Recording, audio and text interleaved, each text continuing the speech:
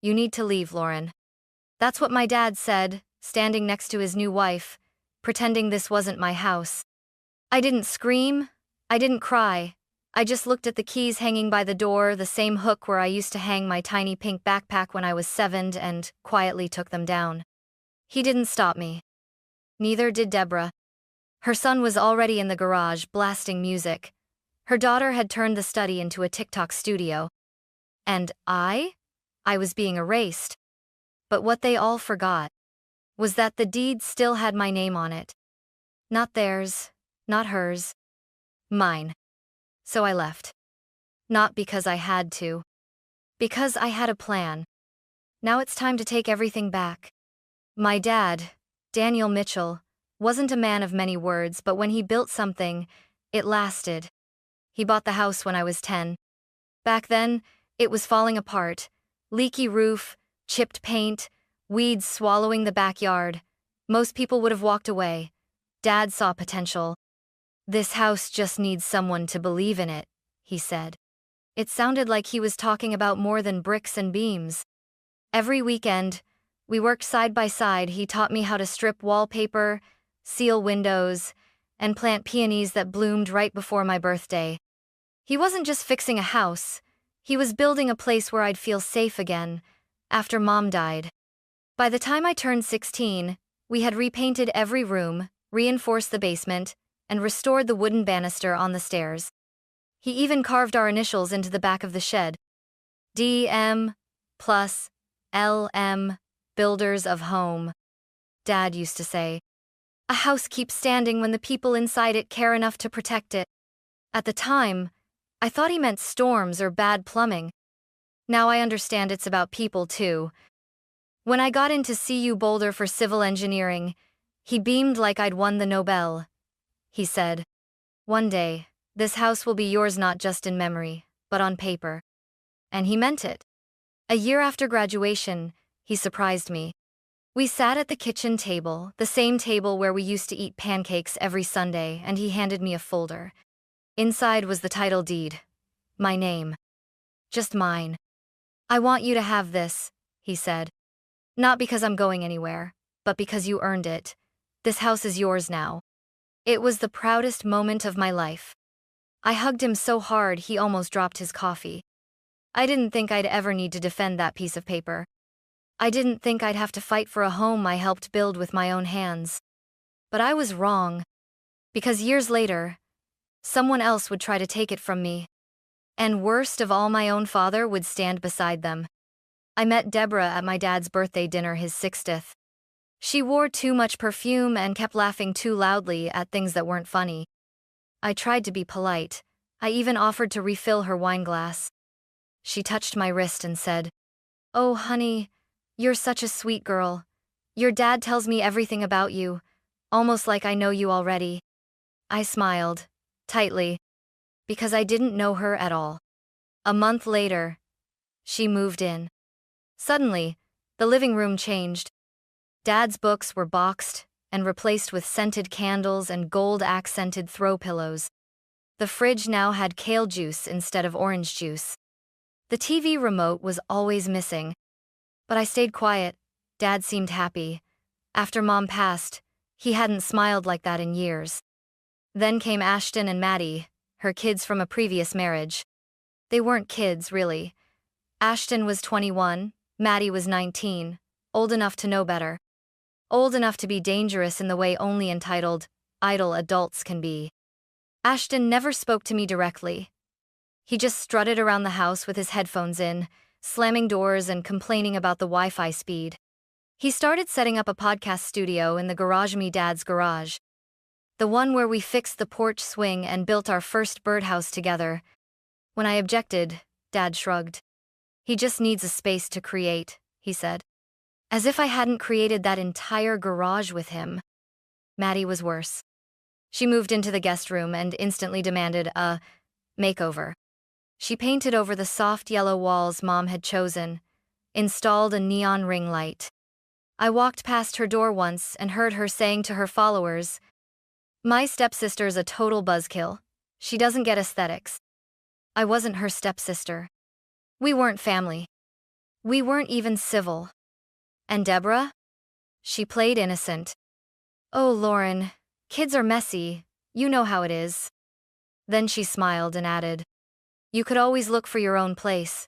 I mean, you're a successful woman now. That line hit me hard. Because this was my place. I paid the property taxes. I fixed the gutters.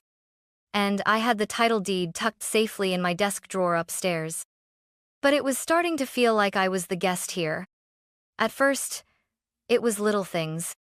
The coffee mugs, I loved the ones Dad and I collected from every road trip, vanished from the cabinet. Deborah claimed they were too chipped. She replaced them with pastel ceramics that said things like, live, laugh, love. Then Ashton added a do not enter sign to the garage door. He had soundproofed half the space, installed a second-hand mixing console, and started inviting friends over to record. I asked him once to move some of Dad's old tools out of the way instead of shoving them into a corner. He looked at me and said, chill, no one uses this stuff anyway. Except I did. Every spring, I'd use Dad's lathe to fix furniture. I once repaired a neighbor's antique chair on that very workbench. And Maddie? She turned the sunroomy mother's favorite reading nook into a backdrop studio for her TikTok dances. Ring lights, glitter curtains, a vanity desk in front of the window where the bookshelf used to be. When I opened the door one morning, she shrieked, excuse me? Privacy? Then slammed it shut in my face. Deborah called it creative expression. I called it invasion. What hurt most was how my dad acted like it was all normal. He'd nod along with Deborah's suggestions, laugh at Ashton's funny rants, and even help Maddie rearrange the living room for better lighting. I tried talking to him once. Told him how uncomfortable I felt. He looked away and said, Lauren, they're trying. You need to give them time. Time?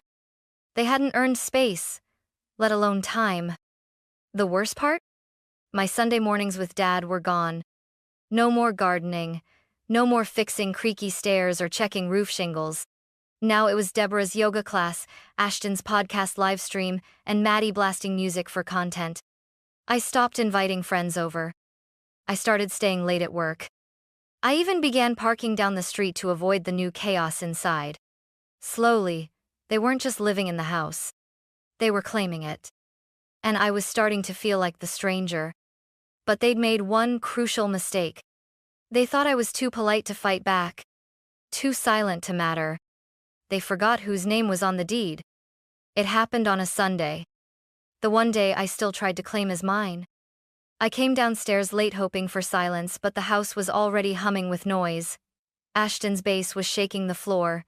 Maddie was doing some kind of dance in the hallway. And Deborah was on the phone, talking loudly about her new curtains. I went into the kitchen to make coffee. That's when I saw my childhood art magnets gone from the fridge, replaced with a chalkboard sign that read, The Mitchell Family Est, 2023. As if everything before her didn't count, I stood there staring at it when Dad walked in. Lauren, he said carefully, like he'd been rehearsing. Can we talk? He didn't wait for me to answer. We've been thinking, maybe it's time you consider getting your own place, somewhere that reflects who you are now. Independent, strong. His voice shook slightly. Bigger things ahead for you. I blinked. This is my place. He glanced at Deborah, who'd just stepped in, arms folded across her chest. I mean, she smiled, sugar-laced. It's all of ours now, isn't it? That's when Ashton chimed in from the hallway. Honestly, Lauren, it's kinda cramped with 4 adults. You'd be happier with your own space. I looked at Dad, straight in the eyes. Is this what you want?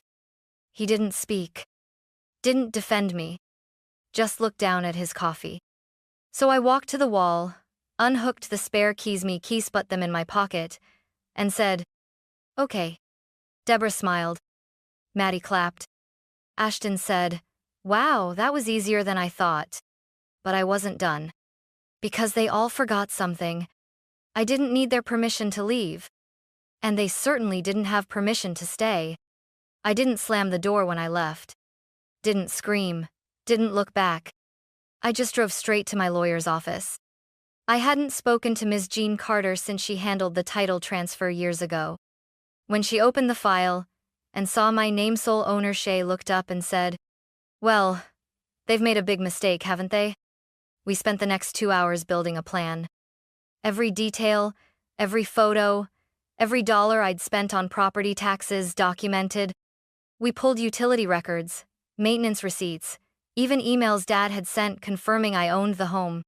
She nodded as I explained what they'd done to the garage, the sunroom, and my mother's reading chair. "Don't worry," she said. "They don't stand a chance." But I wasn't looking for revenge. I just wanted my home back. And more than that, I wanted peace. So I stayed quiet. Over the next few weeks, I still stopped by. I didn't fight, I didn't argue. I simply watched. Watched Ashton drill into Dad's workbench like it was scrap wood. Watched Maddie use the living room as her branding lab. Watched Deborah sit at the kitchen table making plans to repaint the entryway a softer white. I kept my answers short, my smile polite. Meanwhile, I recorded everything. Every violation. Every change. I even took a photo of the shed door, where our initials D, M plus LM had been sanded off. They thought I was fading. But I was preparing. By week 3, I had what I needed. A stack of documentation, legal confirmation, and a notice ready to be delivered. 2 weeks. That's all they'd have. 2 weeks to leave the house they never owned. 2 weeks to realize the storm wasn't over. It was just waiting. I served the notice on a Tuesday. Slipped it under the front door, calm and precise. It was drafted by Ms. Carter, stamped, signed, and legally binding. "You have 14 days to vacate the premises." I didn't wait around. I didn't need to. The phone rang 5 hours later. It was Deborah. She didn't even try to sound civil. "How dare you? After everything we've done for this house." I let her vent, let her voice crack, and her words twist into ugly threats wrapped in false affection. "We made this place livable," she hissed. Ashton rewired the garage. Maddie brought light and creativity to this tomb. I said only, "None of those changes were approved, and they depreciated the property." Then I hung up. 3 hours later, Dad called. He started with silence. Then, finally, "Are you really doing this?" My voice didn't shake. "You stood by when they erased everything Mom built, everything you and I built. I warned you. You just didn't listen." He sighed. "Not angry, just tired." "She makes me feel less alone," he muttered. "Ashton and Maddie, they fill the house." "They emptied it," I said. The next day, things escalated. I pulled up to find Deborah's church group on the front lawn, forming what looked like a prayer circle, but instead of hymns they were holding handmade signs. One read, "Family over property." Another, "Honor thy father." A woman I barely knew walked up to me and said, "Your mother would be ashamed." That one stung. Inside, the house had become a war zone. Boxes stacked high, Maddie crying on live stream, Ashton pacing like a caged animal. Even Dad looked like a ghost, floating room to room, unsure whether to pack or pretend it wasn't happening. Then the confrontation came. It was Ashton, of course. He stood in the doorway, blocking me. "You don't get it," he spat. "We've built a life here." I stared at him. Quiet. "You can't just kick us out. We've added value. This place is better now." I raised the folder in my hand. "Want to see the receipts for all the damage?" I opened to the photo of Dad's workbench gouged, paint splattered, broken. I flipped to the kitchen walls, now painted neon pink. Then the sanded shed door where our initials had once lived. Ashton fell silent. Deborah arrived next, arms folded, shaking her head like I was the child. "She's pregnant, Lauren," she whispered, motioning toward Maddie, who now appeared, belly round under a crop sweater. "She needs stability. Do you really want that on your conscience?" I felt Dad shift beside me, uncertain, faltering. "I've given you all months of free housing. I said slowly. No rent, no responsibility. And this is how you repay me? By erasing memories? By gutting the soul of this house? No one answered. So I said it clearly. 4 days left. I suggest you use them wisely. On the final day, I came with Miss Carter, a locksmith, and a quiet man from a local moving company. The driveway was full. Deborah stood out front with 2 bags and a scowl. Ashton glared from the porch. Maddie sobbed in the passenger seat of a loaded Jeep. Dad came out last. He didn't meet my eyes, didn't speak. But as he passed, he held something out, a folded note. Inside, it simply read, I lost sight, but you didn't. I'm sorry. I didn't cry. Not until I stepped inside. The house smelled like artificial lilac and fried onions. The curtains were gone. So were Mom's planters, the bookshelf, even the wind chimes. But the bones were still mine. And so was the silence. The house was quiet again. Almost too quiet. No bass vibrating through the floorboards. No ring lights flickering in the sunroom. No footsteps pounding down the stairs in the middle of the night. Just me, and dust, and memory. I stood in the garage first. It looked hollow. The pegboard was stripped, tools gone, sawdust swept up as if nothing had ever happened there. But I remembered everything. Every nail hammered beside Dad.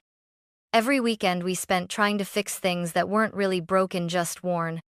So I started there. I called Mr. Tucker, Dad's old friend from the hardware store. He brought over his toolbox and his favorite coffee. Together, we began restoring the workbench. We reattached the clamp, replaced the warped shelf.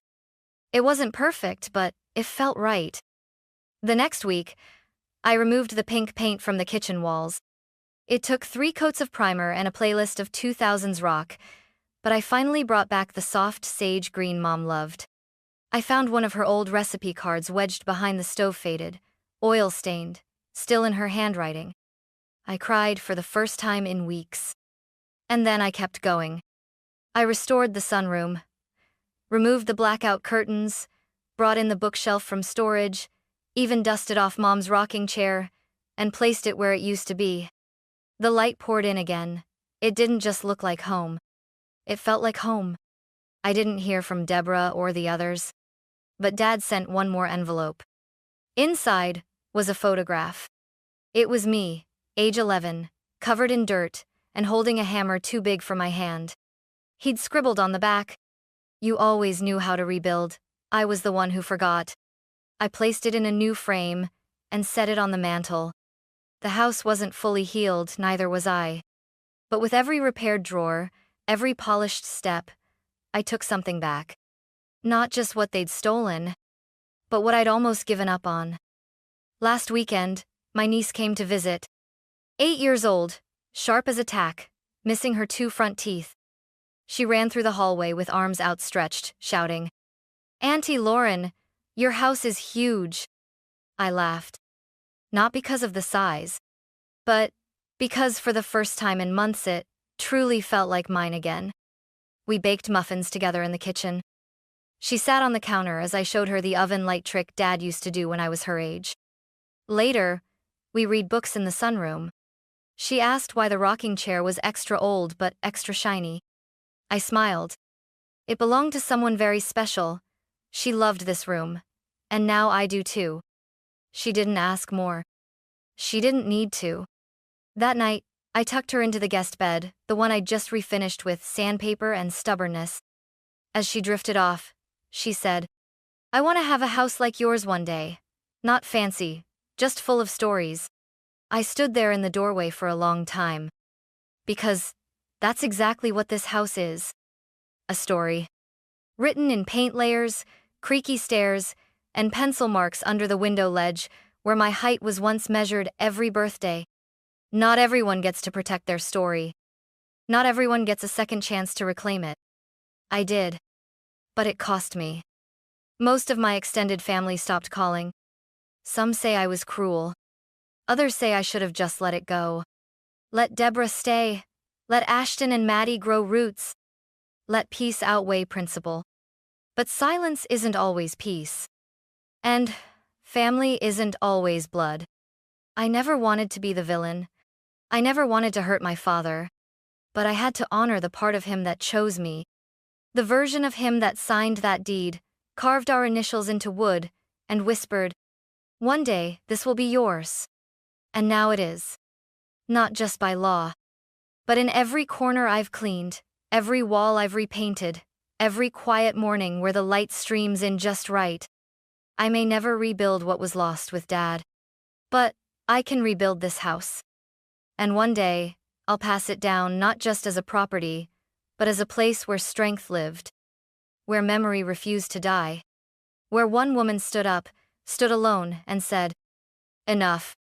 Because sometimes, being the villain in someone else's story means being the hero in your own.